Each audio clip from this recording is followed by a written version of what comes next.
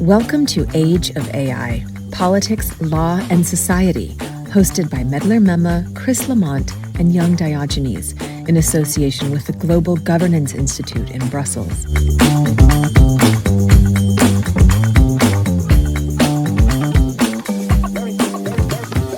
This is your host, Chris Lamont, here with you today to discuss Japan's military AI strategy. In July 2024, Japan's Minister of Defense, Kihara Minoru, unveiled the Ministry of Defense's first basic policy on the use of artificial intelligence. In setting out this policy, Minister Kihara emphasized that for Japan, in the context of the nation's aging and declining population, AI holds special promise for national security. Japan's new basic policy has three key parts. The first focuses on background and purpose, the second on utilization, and the third on promoting uses of AI. In addition to this, also in July of 2024, it was reported that Japan's self-defense forces recruitment numbers hit another record low. In the previous year, it fell to just 9,959 new members, far short of its 19,598 member target. At the same time, Japan's Ministry of Defense also unveiled a comprehensive strategy aimed at increasing the number of self-defense forces cyber defense unit staff from 2,200 to 4,000 in 2027.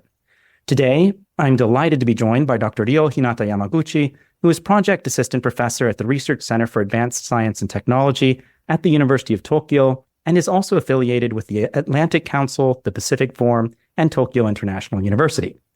Ryo, of course, also joined us in our very first season of this podcast some years ago on the topic of AI and security in East Asia. Welcome back to the show, Ryo. Thank you, Chris. Great to be on the show again. It's wonderful to have you here. And before we dive into AI specifically, Ryo, can you provide our listeners with a bit of context on the transformation of Japan's security and defense policies over the past years? Yeah, so as you know, Japan, the security environment for Japan has become increasingly challenging in recent years. We not only see greater activities by China and North Korea, but also, as everyone knows, we had the Russia's invasion of Ukraine, which really made people in Japan realize that the status quo is increasingly under threat now, and that people see that wars are actually real. So I think with all those threats and new challenges and so forth, there's a greater realization in Japan that the country has to do more to protect itself. And the way in which it has managed national defense has just simply been insufficient and in many ways ineffective and inefficient. That's why we see a lot of changes in the way Japan approaches its national defense and ensures its national defense readiness. So we see some sharpening and some strengthening of Japan's national security strategies and also readiness. And we see that in the three strategic documents that came out in December 2022, the National Security Strategy, the National Defense Strategy, and also the Defense Build-Up Plan.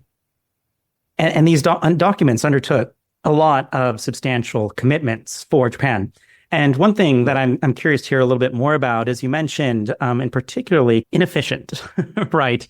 Mm-hmm. That Japan's previous defense posture was both inefficient and I guess ineffective. Can you say more about why that was the case? Sure. So when we talk about some problems relating to effectiveness and efficiency in defense, many people may instantly think about like shortage of weapons and so forth. And right. Yeah, there are problems in terms of like logistical shortages, like ammunition and other kinds of logistical aspects in Japan's national defense posture and so forth. That's true. But there are also many other problems, such as lack of human resources, that's one, but also the fact that we still have a lot of capabilities that are pointing in the wrong directions in ways that are not matching with some of the key developments that we see coming from China and North Korea recently. But also just some more internal things where human resources are not used in the way that they should. And again, that there are still some old habits like that in the national defense establishment to this very day. Let's talk a little bit more about what you've described as old habits negatively impacting Japan's armed forces' effectiveness, such as a lack of willingness on the part of the private sector to support defense R&D. How have these impacted efforts to harness emerging technologies for defense purposes in particular? Yeah, and so when we start to hear more and more about new and emerging technologies in the context of national security and national defense now, and a lot of it does relate to what you just said, but also the fact that Japan is now at a stage where it faces increasing challenges despite limited resources. And so new and emerging technologies not only add sort of extra capabilities and capabilities to the assets that Japan already has, but also allows us to circumvent a lot of the key problems that we face right now, which is about, again, limited resources. And here we're not just talking about shortage of money, but also shortage of people, as you mentioned earlier, that Japan has had major problems in terms of recruitment and retention. And this is where new and emerging technologies come in, where greater levels of automation will hopefully alleviate some of those problems. Definitely. And you do see that building into some previous documents going back to, for example, December 2020 and the Defense Forces Development Plan and National Defense Strategy, right? Where you begin to see AI being looked at as a platform that, or a tool, I should say, right, that can begin to potentially alleviate some of these pressures. But at the same time, conversely, that when it comes to cyber defense, you're seeing pledges to increase the number of people. And also within this new basic policy, you do have a recognition that harnessing AI also requires a different human resource, right? A different kind of self-defense force member who is able to understand and analyze and also do things like data analysis that are perhaps outside the skill scope of kind of traditional recruitees. Yeah. And again, when going back to a question about human resources in defense forces, right? We have to understand that it's not as if everyone plays the same role. You have extremely specialized jobs in defense force. And in the case of Japan, there are severe shortages in personnel, particularly in the maritime self-defense force and the air self-defense force. And the tasks that are required, that need to be done in those areas are extremely specialized. And so we have to think about the education and training, of course, and also ways in which, okay, if there are going to be shortages of people that can do these highly technical jobs, or other ways in which we can use AI or other new emerging technologies to try and fill some of those gaps. Okay. And also, if some of these things can be automated, well, then that also means that we can actually mobilize some of the personnel to some other tasks where there are also some shortages. Okay. So again, AI, many people will just think, okay, it's just about taking a shortcut in many ways, but it's not. It's really going to have a positive impact if executed properly. Okay. It is going to have a very positive impact on how the Ministry of Defense and the self-defense force manages its personnel and how they can distribute that personnel across the forces. This is interesting. And so given your perch and your insight into Japan's defense strategy more broadly, what does this mean for AI application and utilization? I think one thing that I'm curious to hear more about is how this is in sync with Japan's broader approach to AI governance. Of course, Hiroki Hakuba wrote in a report for the Center for Strategic and International Studies last year that Japan has no regulations that generally constrain the use of AI. To be sure, Japan has a soft law approach or favors a soft law approach in the form of guidelines when it comes to AI governance. And tellingly, this report makes reference to the Ministry of Internal Affairs' basic guidelines for business AI. Do you see this need, the promise being so seductive, the need being so great, that Japan might be a little bit looser when it comes to debates and things that are referenced in this document, things like, for example, maintaining the human in decision-making and such than other countries? Yeah, and that's a great question. Also, at the same time, I do feel that the developments and also the debates concerning AI are still in the very early stages in Japan. That's just the general feeling I have. And maybe that explains why we see this soft law approach to this at this point.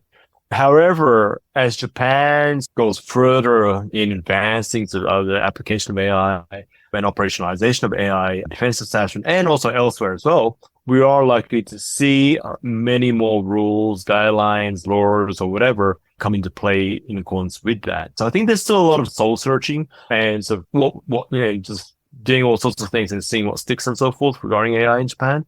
But that's what you just shared with us. It's not really just about AI. Japan takes a similar approach in many, many other areas as well, right, and has done so empirically. So I think there's still a lot more to see going forward. And I also want to hear a little bit more about utilization more specifically. So this basic policy sets out 7 utilization fields. Of course, it does point out these aren't the only fields, right, where AI can be used in, but these are the fields that the report is emphasizing. And the first is target detection and identification. The second is collection of analysis and information. The third is command and control. The fourth is logistics operation. The fifth is unmanned assets. And the sixth is cybersecurity. And seventh are administrative operations. So if you look at this basket of utilization fields, where do you see AI as potentially having the most impact given Japan's defense and strategic needs? I'm going to say, well, 7. But if you ask me about so the first one, I guess that's why there's 7, the 7 utilization Exactly. fields. That's why they said the list was probably bigger. They probably just narrowed it down and said, right, well, let's make it 7 just for simplicity's sake. But in all seriousness, I think all these 7 areas are of vital importance. And it's hard to say which one is above and which one's below. Although if we really press for the first amongst equals here, right, I'd say it is going to be in the area of logistics in particular, and also maybe followed by things such as target detection, identification, collection and analysis of information, and also command and control. Although command and control, of course, AI will be vital, right, in the area. The problem is how they can implement and operationalize that, given some of the limitations in things such as not just AI infrastructure, but also the fact that Japan is working towards establishing what they call PJHQ, Permanent Joint Headquarters. That means that the command and control structure, process, and so forth in the self-defense force is undergoing major changes. And those changes, they're going to take time to be implemented and operationalized. So there's going to be a lot of things that are going to be done on the run in this context, and how AI can be plugged into that. I think the ideas are still very gray. They're still working on this, but how they do that, and to be honest, I don't know exactly how, but they could either make it work really well with this new joint system, or they might face some new questions going down the road. But again, all these 7 are important, but logistics in the short term will be most vital. And also, of course, maybe we can put in cybersecurity as well. But again, it's really about how they can implement and operationalize these things, and not rather than just mention them. But it's a start. Right. That's interesting that you start with logistics, because that's a human resource intensive activity. So if you can rationalize that, and also given the geography of Japan, right, you have quite a bit of logistical challenges in moving assets or moving supplies from one part of the country to another. So that's not totally surprising. The interesting thing is command and control, of course, but to be clear for our listeners, this is not suggesting that artificial intelligence would take on, right, a command and control decision-making function, but rather it would be there as a decision support tool for commanders. We all know the kinds of things. We've all played around with AI in some way. We've seen how AI will maybe do some interesting things every now and then, and maybe correct most of the time. But then, they'll make a really odd mistake, or create something that's completely bizarre. And so, obviously, you don't want an AI as a general ad, as long as that's the case. And this is where we need to take a step back and rethink about what AI can and cannot do. AI is going to be extremely useful in sorting data, particularly when there's a whole horde of it. And the thing about today's warfare is that we work with lots of data, right? Because we have all these radar, sensors, networks, and these smart weapon systems and so forth. There's a lot of data flying around, and humans can't keep up with that. And so if AI can help with calculating and sorting that data, but that also means that AI are some more the processors. They're not, and they don't do things such as input and output. They process them. And so the trick here, right, is that although it's good to think about all these AI infrastructures and equipment and so forth, we also need to have the radar, sensors, and various other kinds of systems that can be plugged in with that. So maybe in some plug and play arrangement. Okay? So that's one thing that we need to think about. The other is that, again, when it comes to AI, we also need to think that we are not going to let AI do everything. There are going to be some things where AI is more like an assistant, like you said, but also an equipment that compensates or corrects some things that we do. And so, for example, there are already some technologies. So, for example, it could be like a scope like on an automatic rifle, that actually helps the shooter aim better with the use of AI and things like that. So like we may see AI at a really grand level, but also at a very small level as well. But again, I think not just Japan, but many countries are still trying to work out where AI is applicable and where it's not. And it's just, again, there's still a lot of soul searching, but there's some of the questions that we first have to think about, because that will then guide us like the better, more effective, and also more efficient use of AI that will have positive effect on military operations. If we're just implementing and operationalizing things for the sake of it, it's really, there could be some counterproductive or just like redundant results coming out. So yeah, I think it's about getting smart with AI is going to be the important part. And this basic policy is being released at a time when Japan's defense strategy is already in flux, having sought to improve its readiness in the context of a more challenging security environment, and also having been unshackled from some of the old ways of thinking about the SDF that obstructed changes in the past. In a way, this could allow AI to be more transformative in this particular context than it otherwise might have been. But of course, we need to keep in mind its varied impact across potential utilization sectors. Yeah, and on that point, like we are now increasingly starting to see AI being used in the transport sector, like AI assisting humans, like human controllers and operators, let's say things such as figuring out more efficient ways of moving things from A to B, working out some like traffic conditions, weather conditions, and various other kinds of things. AI provide us with the calculations, and then we make decisions. And I think AI in a military context, in many ways, is going to be very, very similar to that.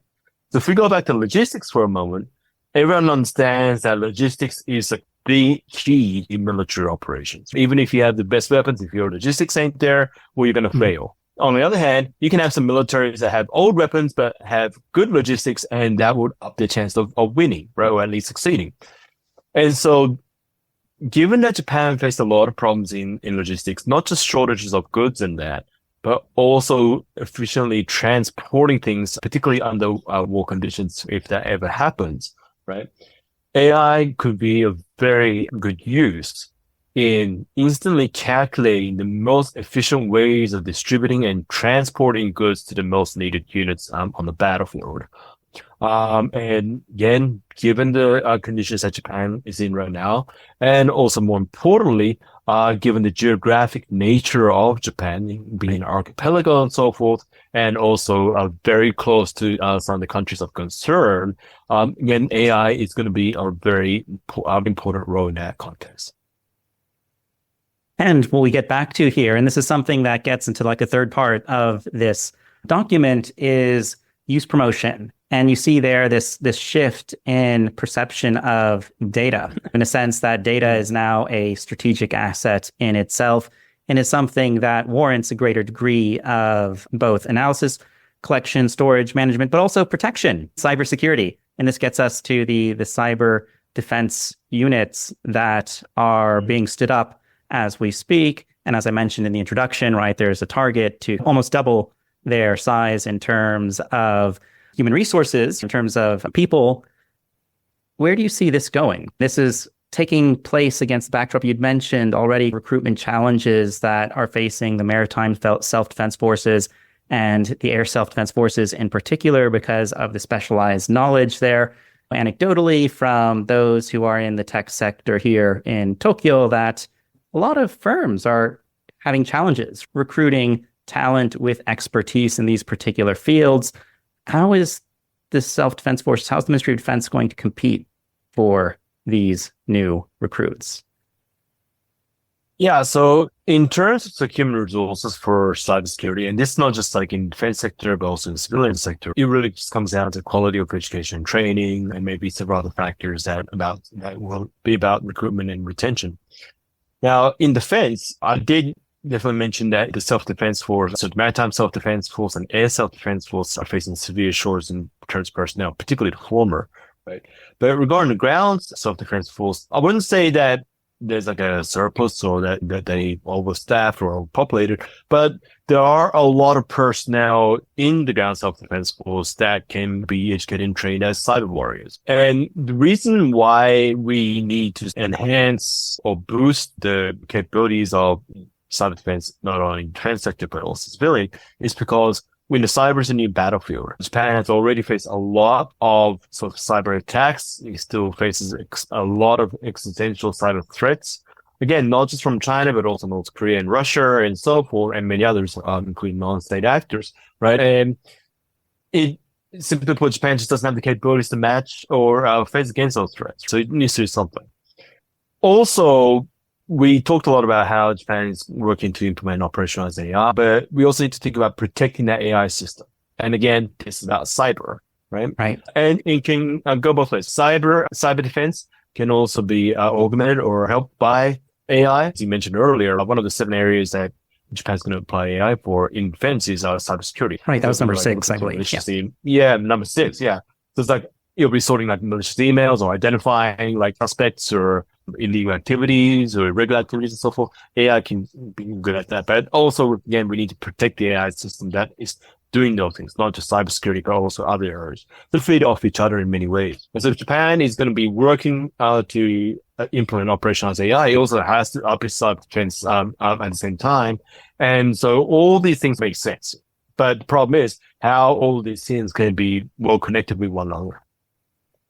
Yeah, that interconnectedness. And again, Japan often is described as a weak link when it comes to information security here in this particular context, particularly among the countries that Japan seeks to cooperate with. Japan's deepening its relationship with NATO. Japan has a longstanding alliance with the United States. All of these things are robust. But when it comes to the sharing of sensitive information, Japan's, and this is not just a cybersecurity issue, this is like a human issue as well, has experienced greater challenges in this sphere. Yeah, and again, you rightly mentioned the thing about information security related problems in Japan, but that's not like a cyber defense problem. It's more of a legal problem and also a political problem. It's not, again, about the hardware. Japan has good hardware. In terms of technological standing, there are some areas where Japan can do better technologically, but it is pretty sort of good standing to make further advancements in technology if we compare Japan to many other countries.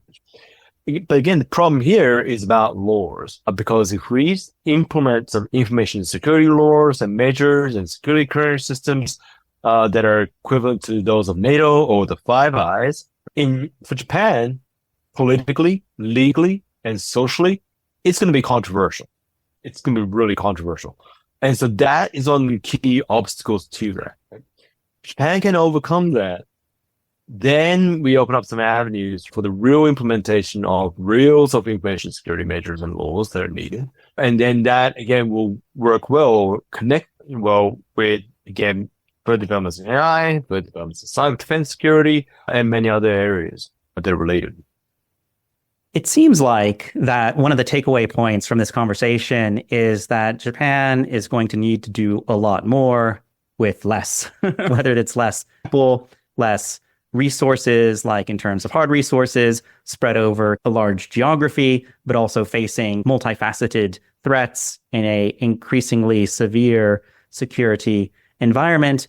And there's also one other element to that, which was recently brought up in a piece in the New York Times, also in July 2024, and that's the impact of the weakening yen on Japan's defense spending. A lot of Japan's critical defense procurement comes from the United States. A lot of these things that we are alluding to are expensive. Japan, in the near term, can't feasibly create a lot more yen to foot these increased costs. What impact do you see this having on defense strategy commitments that were made a couple years ago? And where do you see this leading? There are 3 strategic documents or defense planning documents that we talked about earlier, right? The contents of those documents are extremely good, right, compared to what Japan were in the past. And many people in the defense community and security community were waiting for something like those 3 documents for many, many years. So it's saying all the right things. However, the question is going to be about how Japan can implement and operationalize those things over a fairly sort of short period of time that we're looking at here. And it's not just about buying things, but also about increasing defense budget. Now, we do know that Japan is working or has been working to increase its defense budget significantly, but many would say it's not enough to purchase all the things that Japan needs to get, right? And then on top of that, okay, there's a lot of pressure on Japan's national budget anyhow, because there are other priorities such as more internal things, health, welfare, infrastructures, and many others. So you have this ceiling in Japan's defense budget.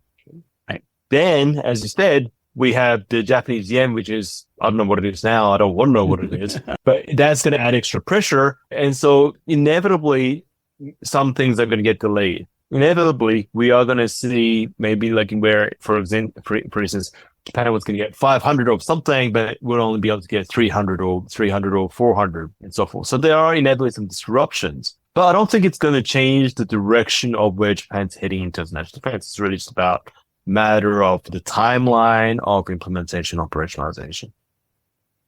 Great. So you don't see it as disruptive as some others might suggest. Ryo, let's wrap up this conversation with a bottom line assessment. So as somebody who studies Japan's security strategy, tell us just how transformative do you see AI being when it comes to Japan's defense forces?